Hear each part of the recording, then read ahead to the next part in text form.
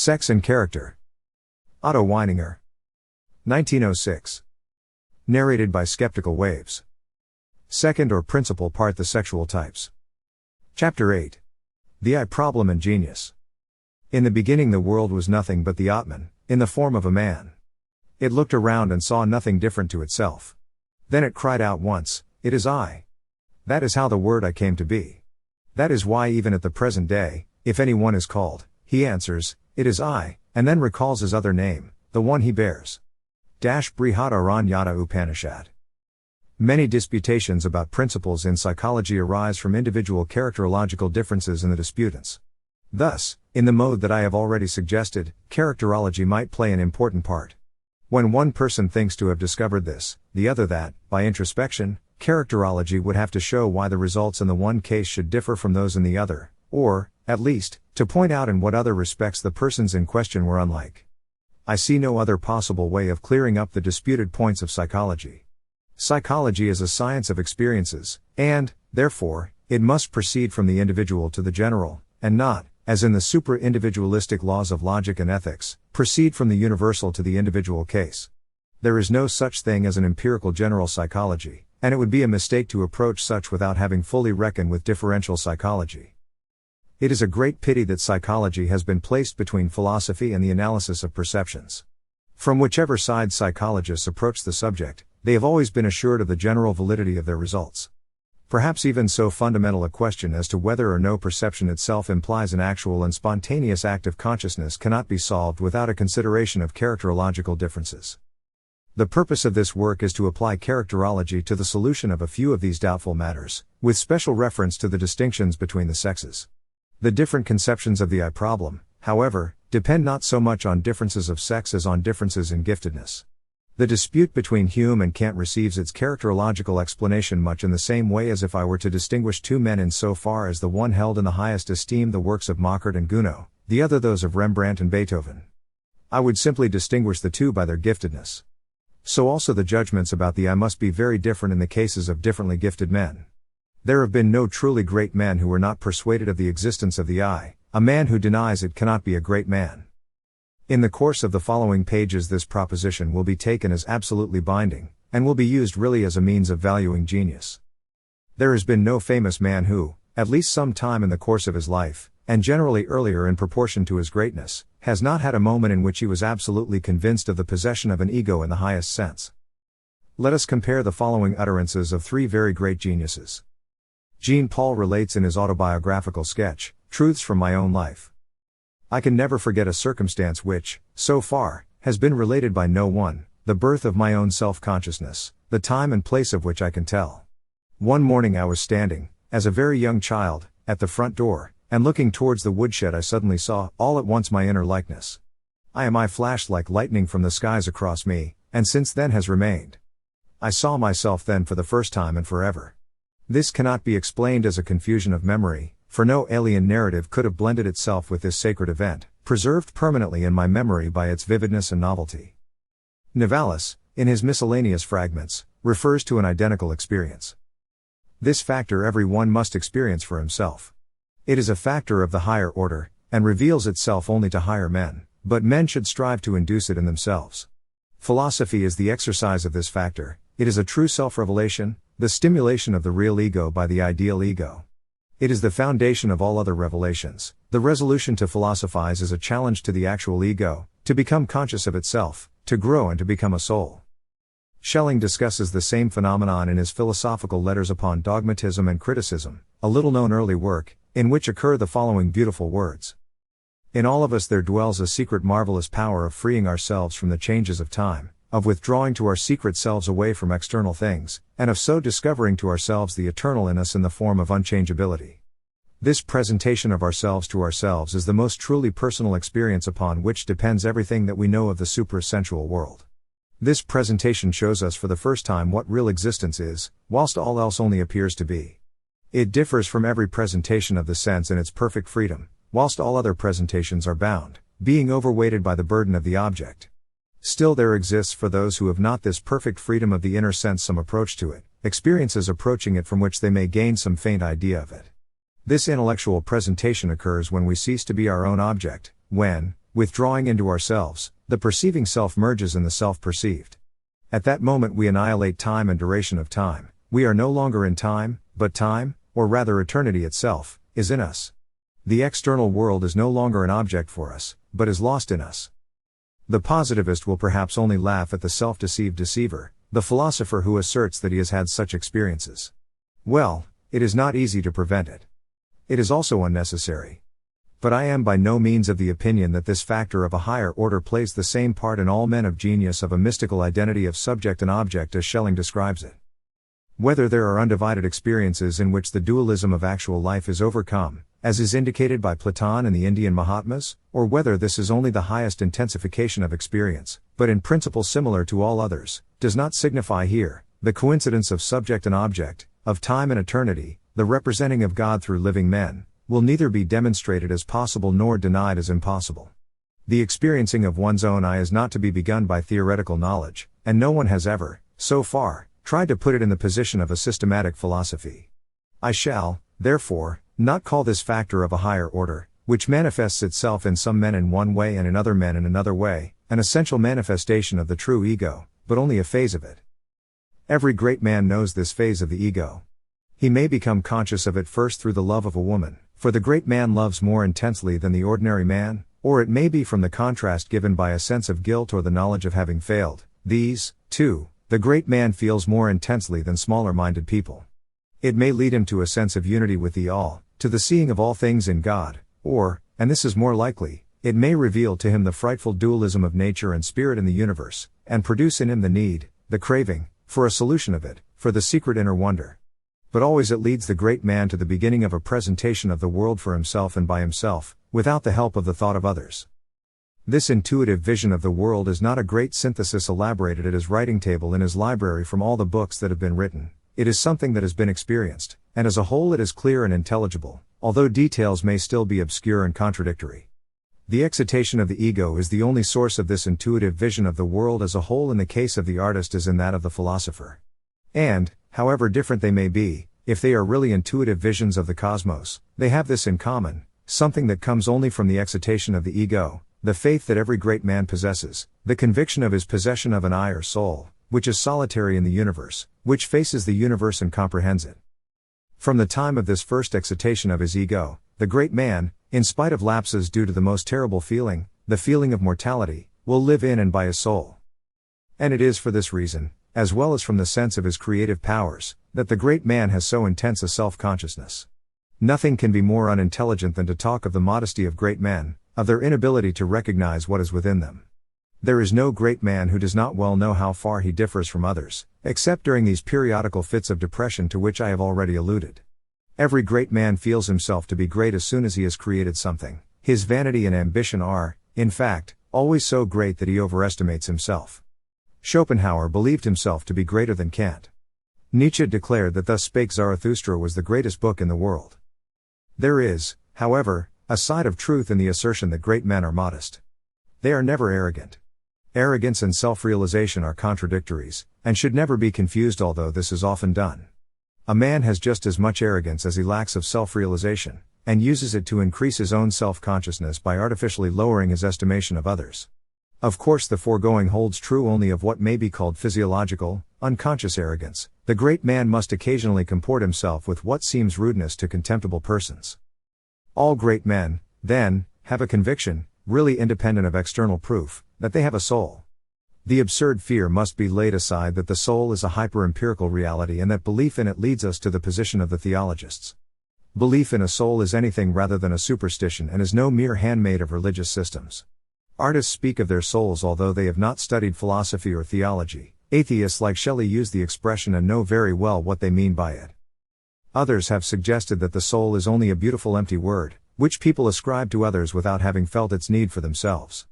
This is like saying that great artists use symbols to express the highest form of reality without being assured as to the existence of that reality. The mere empiricist and the pure physiologist no doubt will consider that all this is nonsense, and that Lucretius is the only great poet. No doubt there has been much misuse of the word, but if great artists speak of their soul they know what they are about. Artists, like philosophers, know well when they approach the greatest possible reality, but Hume had no sense of this. The scientific man ranks, as I have already said, and as I shall presently prove, below the artist and the philosopher. The two latter may earn the title of genius, which must always be denied to the scientific man. Without any good reason having been assigned for it, it has usually been the case that the voice of genius on any particular problem is listened to before the voice of science. Is there justice in this preference? Can the genius explain things as to which the man of science, as such, can say nothing? Can he peer into depths where the man of science is blind? The conception genius concludes universality. If there were an absolute genius, a convenient fiction, there would be nothing to which he could not have a vivid, intimate, and complete relation. Genius, as I have already shown, would have universal comprehension, and through its perfect memory would be independent of time. To comprehend anything, one must have within one something similar. A man notices, understands, and comprehends only those things with which he has some kinship. The genius is the man with the most intense, most vivid, most conscious, most continuous, and most individual ego. The ego is the central point, the unit of comprehension, the synthesis of all manifoldness. The ego of the genius accordingly is simply itself universal comprehension, the center of infinite space. The great man contains the whole universe within himself. Genius is the living microcosm. He is not an intricate mosaic, a chemical combination of an infinite number of elements. The argument in Chapter 4 as to his relation to other men and things must not be taken in that sense. He is everything. In him and through him all psychical manifestations cohere and are real experiences, not an elaborate piecework, a whole put together from parts in the fashion of science. For the genius the ego is the all, lives as the all. The genius sees nature and all existences as whole. The relations of things flash on him intuitively. He is not to build bridges of stones between them. And so the genius cannot be an empirical psychologist slowly collecting details and linking them by associations. He cannot be a physicist, envisaging the world as a compound of atoms and molecules. It is absolutely from his vision of the whole, in which the genius always lives, that he gets his sense of the parts. He values everything within him or without him by the standard of this vision, a vision that for him is no function of time, but a part of eternity. And so the man of genius is the profound man, and profound only in proportion to his genius. That is why his views are more valuable than those of all others. He constructs from everything his ego that holds the universe, whilst others never reach a full consciousness of this inner self, and so, for him, all things have significance, all things are symbolical. For him breathing is something more than the coming and going of gases through the walls of the capillaries, the blue of the sky is more than the partial polarization of diffused and reflected light, snakes are not merely reptiles that have lost limbs. If it were possible for one single man to have achieved all the scientific discoveries that have ever been made, if everything that has been done by the following, Archimedes and Lagrange, Johannes Muller and Karl Ernst von Baer, Newton, and Laplace, Conrad Sprengel and Cuvier, Thucydides and Niebuhr, Friedrich August Wolff and Franz Bopp, and by many more famous men of science, could have been achieved by one man in the short span of human life, he would still not be entitled to the denomination of genius, for none of these have pierced the depths. The scientist takes phenomena for what they obviously are, the great man or the genius for what they signify. Sea and mountain, light and darkness, spring and autumn, cypress and palm, dove and swan are symbols to him. He not only thinks that there is, but he recognizes in them something deeper. The ride of the Valkyrie is not produced by atmospheric pressure, and the magic fire is not the outcome of a process of oxidation. And all this is possible for him because the outer world is as full and strongly connected as the inner in him. The external world in fact seems to be only a special aspect of his inner life. The universe and the ego have become one in him, and he is not obliged to set his experience together piece by piece according to rule. The greatest polyhistorian, on the contrary, does nothing but add branch to branch and yet creates no completed structure. That is another reason why the great scientist is lower than the great artist, the great philosopher. The infinity of the universe is responded to in the genius by a true sense of infinity in his own breast. He holds chaos and cosmos, all details and all totality, all plurality, and all singularity in himself. Although these remarks apply more to genius than to the nature of the productions of genius, although the occurrence of artistic ecstasy, philosophic conceptions, religious fervor remain as puzzling as ever, if merely the conditions, not the actual process of a really great achievement has been made clearer, yet this is nevertheless to be the final definition of genius. A man may be called a genius when he lives in conscious connection with the whole universe. It is only then that the genius becomes the really divine spark in mankind. The great idea of the soul of man as the microcosm, the most important discovery of the philosophy of the Renaissance, although traces of the idea are to be found in Plato and Aristotle, appears to be quite disregarded by modern thinkers since the death of Leibniz. It has hitherto been held as only holding good for genius, as the prerogative of those masters of men. But the incongruity is only apparent. All mankind have some of the quality of genius, and no man has it entirely. Genius is a condition to which one man draws close whilst another is further away, which is attained by some in early days, but with others only at the end of life. The man to whom we have accorded the possession of genius, is only he who has begun to see, and to open the eyes of others. That they then can see with their own eyes proves that they were only standing before the door. Even the ordinary man, even as such, can stand in an indirect relationship to everything. His idea of the whole is only a glimpse, he does not succeed in identifying himself with it. But he is not without the possibility of following this identification in another, and so attaining a composite image. Through some vision of the world he can bind himself to the universal, and by diligent cultivation he can make each detail a part of himself. Nothing is quite strange to him, and in all a band of sympathy exists between him and the things of the world. It is not so with plants or animals. They are limited, they do not know the whole but only one element, they do not populate the whole earth, and where they are widely dispersed it is in the service of man, who has allotted to them everywhere the same task. They may have a relation to the sun or to the moon, but they certainly are wanting in respect of the starry vault and the moral law. For the latter originates in the soul of man, in which is hidden all totality, which can see everything because it is universal itself. The starry heavens and the moral law are fundamentally one and the same. The universalism of the categorical imperative is the universalism of the universe. The infinity of the universe is only the thought picture of the infinity of the moral volition. This was taught, the microcosm in man, by Empedocles, that mighty magician. For we have seen earth for earth, and water for water. Ether and ether, attar, fire, fire and iron. And he hath a love of love, and he hath a love of love, and he hath a love of love, and he hath a love of love. And Plotinus. For if he had ever seen an eye of the sun, not born of the sun. Which Goethe imitated in the famous verse. If the eye were not sunny, it could never see the sun. Were it not for the power of God in us, how could the divine delight us? Man is the only creature, he is the creature in nature, that has in himself a relation to everything. He to whom this relationship brings understanding and the most complete consciousness, not to many things or to few things, but to all things, the man who of his own individuality has thought out everything, is called a genius.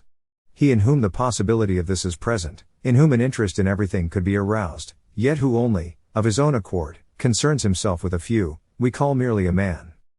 The theory of Leibniz, which is seldom rightly understood, that the lower monads are a mirror of the world without being conscious of this capacity of theirs, expresses the same idea. The man of genius lives in a state of complete understanding, an understanding of the whole world is also in ordinary men, but not in a condition that can become creative. The one lives in conscious active relation with the whole, the other in an unconscious relation. The man of genius is the actual, the common man the potential, microcosm. The genius is the complete man, the manhood that is latent in all men is in him fully developed. Man himself is the all, and so unlike a mere part, dependent on other parts, he is not assigned a definite place in a system of natural laws, but he himself is the meaning of the law and is therefore free, just as the world whole being itself, the all does not condition itself but is unconditioned. The man of genius is he who forgets nothing because he does not forget himself, and because forgetting, being a functional subjection to time, is neither free nor ethical. He is not brought forward on the wave of a historical movement as its child, to be swallowed up by the next wave, because all the past and all the future is contained in his inward vision. He it is whose consciousness of immortality is most strong because the fear of death has no terror for him. He it is who lives in the most sympathetic relation to symbols and values because he weighs and interprets by these all that is within him and all that is outside him. He is the freest and the wisest and the most moral of men, and for these reasons he suffers most of all from what is still unconscious, what is chaos, what is fatality within him. How does the morality of great men reveal itself in their relations to other men? This, according to the popular view, is the only form which morality can assume, apart from contraventions of the penal code.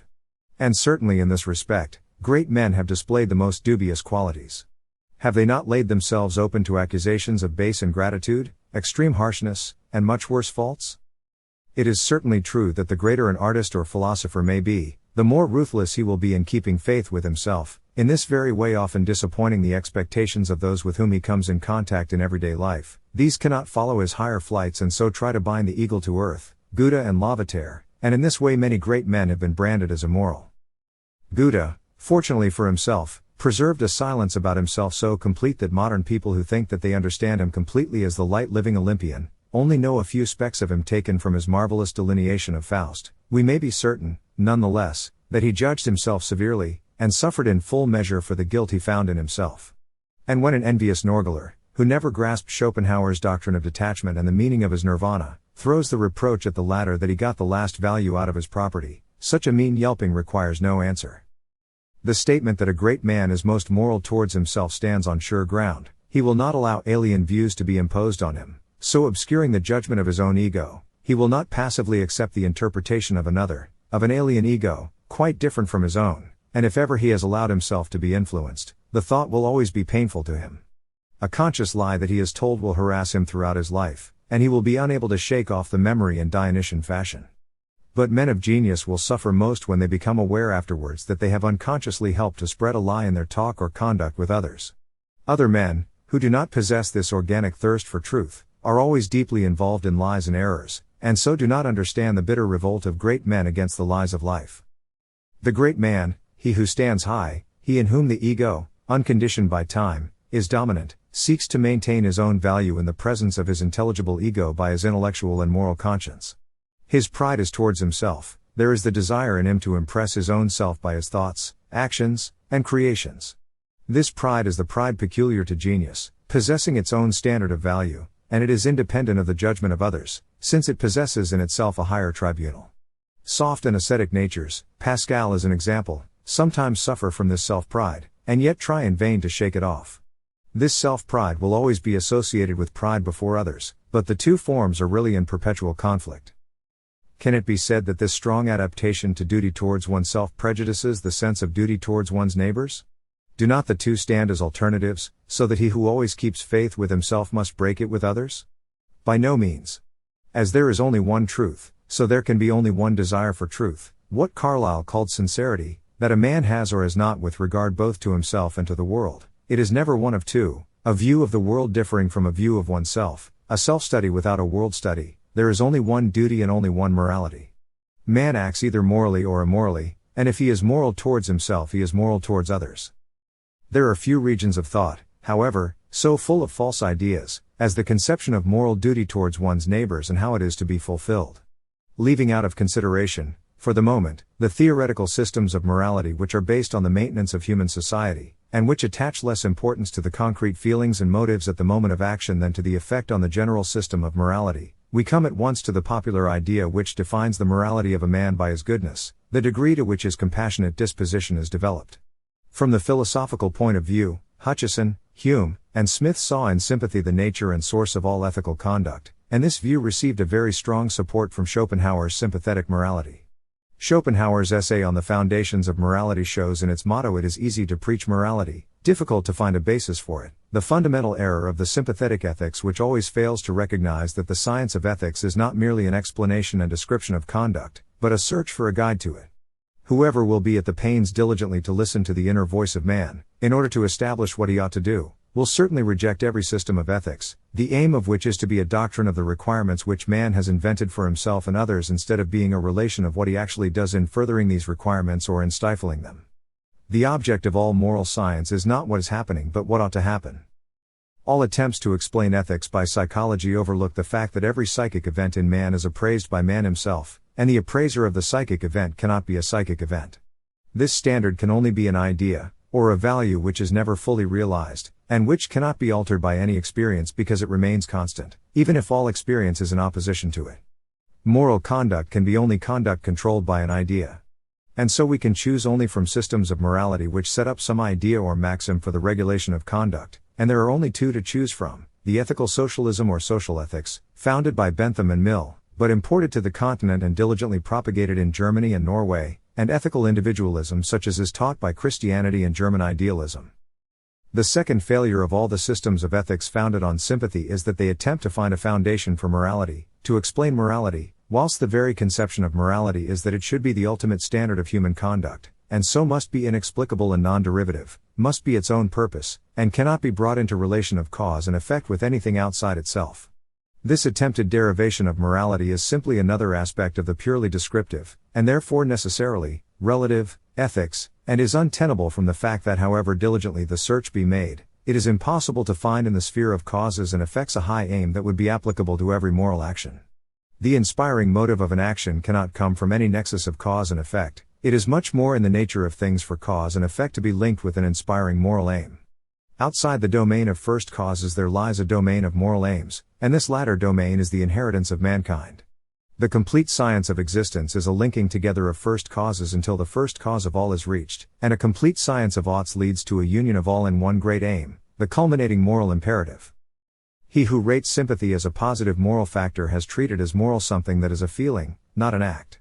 Sympathy may be an ethical phenomenon, the expression of something ethical, but it is no more an ethical act than are the senses of shame and pride. We must clearly distinguish between an ethical act and an ethical phenomenon.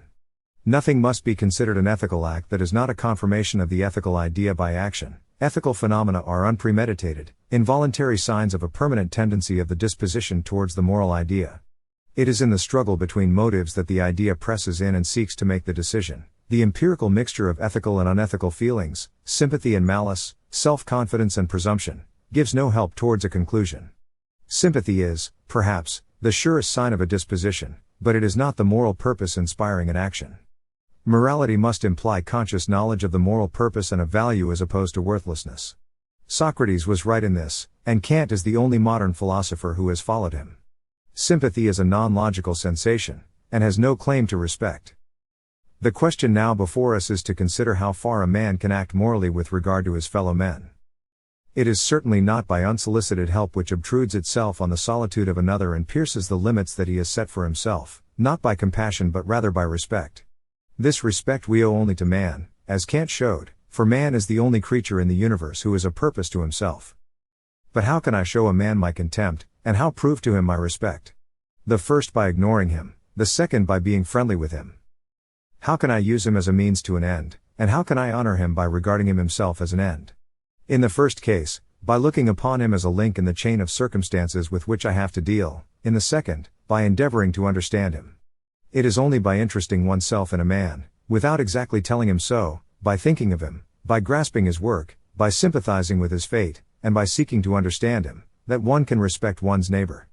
Only he who, through his own afflictions, has become unselfish, who forgets small wranglings with his fellow man, who can repress his impatience, and who endeavors to understand him, is really disinterested with regard to his neighbor, and he behaves morally because he triumphs over the strongest enemy to his understanding of his neighbor, selfishness. How does the famous man stand in this respect? He who understands the most men, because he is most universal in disposition, and who lives in the closest relation to the universe at large, who most earnestly desires to understand its purpose, will be most likely to act well towards his neighbor. As a matter of fact, no one thinks so much or so intently as he about other people, even although he has only seen them for a moment, and no one tries so hard to understand them if he does not feel that he already has them within him in all their significance. Inasmuch as he has a continuous past, a complete ego of his own, he can create the past which he did not know for others. He follows the strongest bent of his inner being if he thinks about them, for he seeks only to come to the truth about them by understanding them. He sees that human beings are all members of an intelligible world, in which there is no narrow egoism or altruism. This is the only explanation of how it is that great men stand in vital, understanding relationship, not only with those round about them, but with all the personalities of history who have preceded them. This is the only reason why great artists have grasped historical personalities so much better and more intensively than scientific historians. There has been no great man who has not stood in a personal relationship to Napoleon, Plato, or Muhammad. It is in this way that he shows his respect and true reverence for those who have lived before him. When many of those who have been intimate with artists feel aggrieved when later on they recognize themselves in their works, when writers are reproached for treating everything as copy, it is easy enough to understand the feeling. But the artist or author who does not heed the littlenesses of mankind has committed no crime, he has simply employed his creative act of understanding with regard to them, by a single-minded representation and reproduction of the world around him, and there can be no higher relation between men than this. The following words of Pascal, which have already been mentioned, are specially applicable here. A mesure connaît plus d'esprit, on trouve qu'il y a plus d'hommes originaux. Les gens du commun n'y trouvent pas de différence entre les hommes. It follows from the foregoing that the greater a man is the greater efforts he will make to understand things that are most strange to him, whilst the ordinary man readily thinks that he understands a thing, although it may be something he does not at all understand, so that he fails to perceive the unfamiliar spirit which is appealing to him from some object of art or from a philosophy, and at most attains a superficial relation to the subject, but does not rise to the inspiration of its creator. The great man who attains to the highest rungs of consciousness does not easily identify himself and his opinion with anything he reads, whilst those with a lesser clarity of mind adopt, and imagine that they absorb, things that in reality are very different. The man of genius is he whose ego has acquired consciousness. He is enabled by it to distinguish the fact that others are different, to perceive the ego of other men, even when it is not pronounced enough for them to be conscious of it themselves. But it is only he who feels that every other man is also an ego, a monad, an individual center of the universe, with specific manner of feeling and thinking and a distinct past. He alone is in a position to avoid making use of his neighbors as means to an end. He, according to the ethics of Kant, will trace, anticipate, and therefore respect the personality in his companion, as part of the intelligible universe, and will not merely be scandalized by him. The psychological condition of all practical altruism, therefore, is theoretical individualism. Here lies the bridge between moral conduct towards oneself and moral conduct towards one's neighbor, the apparent one of which in the Kantian philosophy Schopenhauer unjustly regarded as a fault, and asserted to arise necessarily out of Kant's first principles. It is easy to give proofs. Only brutalized criminals and insane persons take absolutely no interest in their fellow men, they live as if they were alone in the world, and the presence of strangers has no effect on them. But for him who possesses a self there is a self in his neighbor, and only the man who has lost the logical and ethical center of his being behaves to a second man as if the latter were not a man and had no personality of his own. I and thou are complementary terms. A man soonest gains consciousness of himself when he is with other men. This is why a man is prouder in the presence of other men than when he is alone, whilst it is in his hours of solitude that his self-confidence is damped. Lastly, he who destroys himself destroys at the same time the whole universe, and he who murders another commits the greatest crime because he murders himself and his victim. Absolute selfishness is, in practice, a horror, which should rather be called nihilism. If there is no thou, there is certainly no I, and that would mean there is nothing. There is in the psychological disposition of the man of genius that which makes it impossible to use other men as a means to an end. And this is it: he who feels his own personality, feels it also in others. For him the tattvam asi is no beautiful hypothesis, but a reality. The highest individualism is the highest universalism. Ernest Mach is in great error when he denies the subject, and thinks it is only after the renunciation of the individual I that an ethical relation, which excludes neglect of the strange I and overestimation of the individual I, may be expected. It has already been seen where the one of one's own I leads in relation to one's neighbor. The I is the fundamental ground of all social morality. I should never be able to place myself, as an actual psychological being, in an ethical relation to a mere bundle of elements. It is possible to imagine such a relationship, but it is entirely opposed to practical conduct, because it eliminates the psychological condition necessary for making the moral idea an actual reality. We are preparing for a real ethical relation to our fellow men when we make them conscious that each of them possesses a higher self, a soul, and that they must realize the souls in others. This relation is, however, manifested in the most curious manner in the man of genius. No one suffers so much as he with the people, and, therefore, for the people, with whom he lives. For, in a certain sense, it is certainly only by suffering that a man knows. If compassion is not itself clear, abstractly conceivable or visibly symbolic knowledge, it is, at any rate, the strongest impulse for the acquisition of knowledge. It is only by suffering that the genius understands men. And the genius suffers most because he suffers with and in each and all, but he suffers most through his understanding. Although I tried to show in an earlier chapter that genius is the factor which primarily elevates man above the animals, and in connection with that fact that it is man alone who has a history, this being explained by the presence in all men of some degree of the quality of genius, I must return to that earlier side of my argument. Genius involves the living actuality of the intelligible subject. History manifests itself only as a social thing, as the objective spirit, the individuals as such playing no part in it, being, in fact, non-historical. Here we see the threads of our argument converging. If it be the case, and I do not think that I am wrong, that the timeless, human personality is the necessary condition of every real ethical relation to our fellow men, and if individuality is the necessary preliminary to the collective spirit, then it is clear why the metaphysical animal and the political animal, the possessor of genius and the maker of history, are one and the same, are humanity. And the old controversy is settled: which comes first, the individual or the community? Both must be equal and simultaneous. I think that I have proved at every point that genius is simply the higher morality. The great man is not only the truest to himself, the most unforgetful, the one to whom errors and lies are most hateful and intolerable, he is also the most social, at the same time the most self-contained, and the most open man. The genius is altogether a higher form, not merely intellectually, but also morally. In his own person, the genius reveals the idea of mankind. He represents what man is, he is the subject whose object is the whole universe which he makes endure for all time. Let there be no mistake. Consciousness and consciousness alone is in itself moral, all unconsciousness is immoral, and all immorality is unconscious. The immoral genius, the great wicked man, is, therefore, a mythical animal, invented by great men in certain moments of their lives as a possibility, in order, very much against the will of the Creator, to serve as a bogey for nervous and timid natures, with which they frighten themselves and other children. No criminal who prided himself in his deed would speak like Hagen in the Götterdämmerung over Siegfried's dead body, "Ha, ha, I have slain him, I, Hagen, gave him his death blow." Napoleon and Bacon, who are given as counter-instances, were intellectually much overrated or wrongly represented. And Nietzsche is the least reliable in these matters, when he begins to discuss the Borgia type. The conception of the diabolical, of the Antichrist, of Ahriman, of the radical evil in human nature, is exceedingly powerful, yet it concerns genius only inasmuch as it is the opposite of it. It is a fiction, created in the hours in which great men have struggled against the evil in themselves. Universal comprehension, full consciousness, and perfect timelessness are an ideal condition, ideal even for gifted men.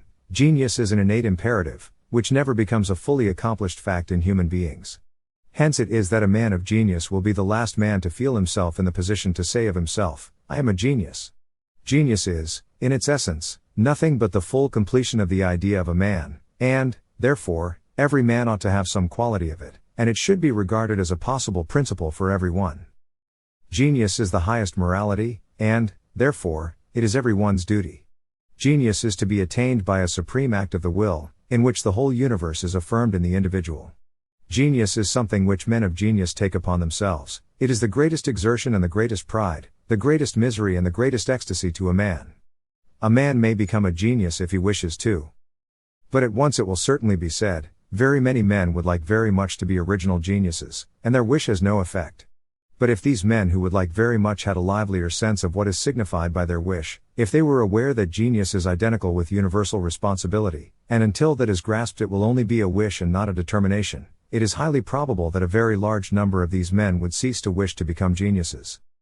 The reason why madness overtakes so many men of genius, fools believe it comes from the influence of Venus, or the spinal degeneration of neurasthenics, is that for many the burden becomes too heavy, the task of bearing the whole world on the shoulders, like Atlas, intolerable for the smaller, but never for the really mighty minds. But the higher a man mounts, the greater may be his fall. All genius is a conquering of chaos, mystery, and darkness, and if it degenerates and goes to pieces, the ruin is greater in proportion to the success. The genius which runs to madness is no longer genius, it has chosen happiness instead of morality. All madness is the outcome of the insupportability of suffering attached to all consciousness. Sophocles derived his idea that a man might wish to become mad for this reason, and lets Aias, whose mind finally gives way, give utterance to these words. For in wisdom there is no such thing as life. I shall conclude this chapter with the solemn words, similar to the best moments of Kant's style, of Johann Pico von Mirandola, to whom I may bring some measure of recognition. In his address on the dignity of man the Supreme Being addresses the following words to man.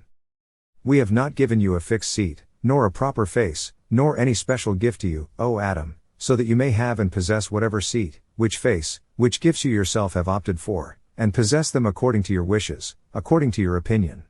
The other defined nature is restrained by the laws prescribed by us. You, being confined by no difficulties, will fix it for you according to your will, in whose hand I have placed you. I have placed you in the middle of the world, so that you may look around for whatever is more convenient in the world. We have made you neither heavenly, nor earthly, nor mortal, nor immortal, in order that you may fashion yourself as the arbitrary and unofficial creator and maker of that form into which you would prefer. You will be able to degenerate into lower things which are brutish, you will be able to be regenerated into higher things which are divine, according to the opinion of your mind. Oh, the supreme liberality of God the Father, the greatest and most admirable happiness of man, to whom it was given to have that which he desires, that which he wills. As soon as the brutes are born, they bring with them from their mother's bag that which they will possess. The highest spirits were either from the beginning or a little later, which are to come forever and ever. At the birth of man the Father imparts all kinds of seeds and seeds of every kind of life, each of them will cultivate them, they will grow up, and they will bear their fruits in it. If it will become plants, it will become a plant, if it will become sensory, it will become dull, if it will become rational, it will become a celestial animal, if it will be intellectual, it will be an angel and the Son of God. And if, contented with the lot of creatures, he finds himself at the center of unity, becoming one spirit with God, in the solitary darkness of the Father, who is above all, he will testify to all. Of the Father who is above all he shall give authority to all.